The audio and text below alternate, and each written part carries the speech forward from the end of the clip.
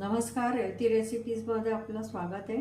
आज आपण गिलकीची भाजी कशी बनवतात ते पाहणार आहोत। गिलके हे असे असतात, कोणी घोसाळे पण म्हणतात त्याला आम्ही आमच्या विदर्भामध्ये गिलके म्हणतात।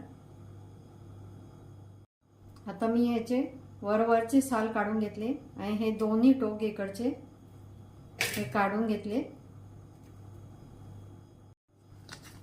आता आपल्याला अशा लांब लांब फोडी करून घ्यायच्या आहेत।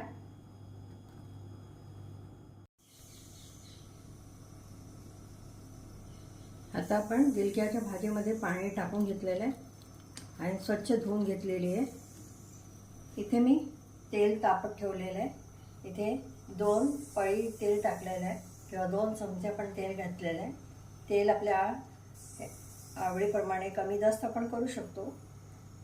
आता इथे मी एक अर्धा चमचा मोहरी घालते आहे। तेल छान तापू द्यायचं आणि त्याच्यानंतर मोहरी घालायची। मोहरी तडतडायला लागली आता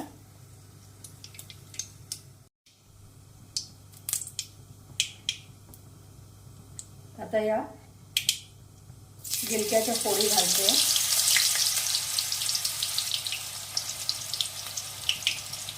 एक पाव चमचा हिंग घालूया। आता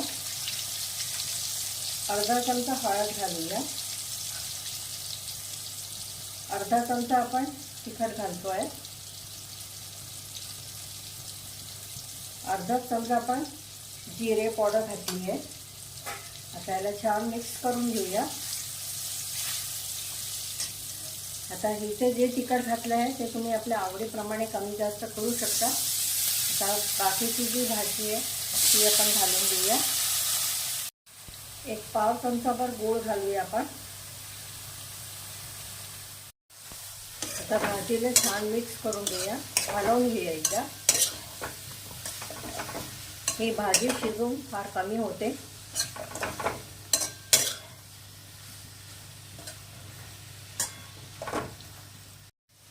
आता याच्यावर एक ताटली झाकून आपण याला छान वाफ आणून घेऊया। हे पाहू शकतात आता आपले गिलके छान शिजलेले आहेत। त्याचा रंग बदलला म्हणजे आपण समजू शकतो की आपले गिलके शिजलेले आहेत। आता त्याच्यामध्ये चवीप्रमाणे आपण मीठ घालूया। 1 चमचाभर दाण्याचा कूट घालूया।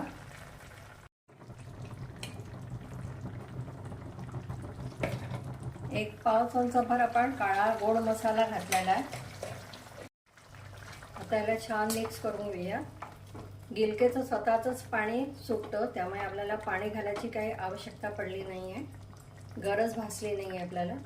आता दाण्याचं कुटामुळे काय होईल, ह्याला थोडासा रस्सा दाटसर घ्यायचा। आता त्याच्यावर पुन्हा एकदा झाकण ठेवून आपण 2 ते 3 मिनिटे ह्याला छान वाफवून घेणार आहोत। 2 ते 3 मिनिटं झाले। आपली भाजी झालेली आहे, छान मस्त दाटसर आलेला रस्सा आपण। आता आपण गॅस बंद करूया। आपण सर्विंग बाउल मध्ये भाजी काढून घेऊया।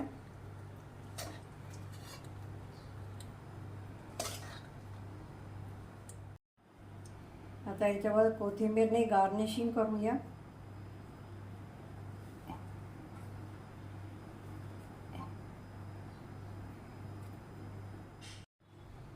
आपली गिलकाची भाजी तयार झाली आहे। तुम्ही नक्की करा। तुम्हाला आवडल्यास लाईक करा, चॅनलला सबस्क्राईब करा, व्हॉट्सअप आणि फेसबुकवर शेअर करा।